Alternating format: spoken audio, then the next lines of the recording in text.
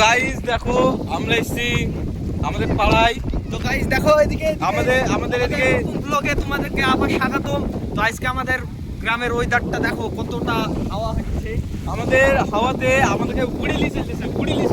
আমরা ধরো এমনিতে পাতলা মানুষ, এমনি উড়িলি চলতেছে, দেখো। সবাই পাতলা, আমরা উড়ি পড়তেছি কি কি আর বলবো তোমাদেরকে, এত বলছি যে সাবস্ক্রাইবটা করো তাহলে আরো বেশি দেখাতে পারবো।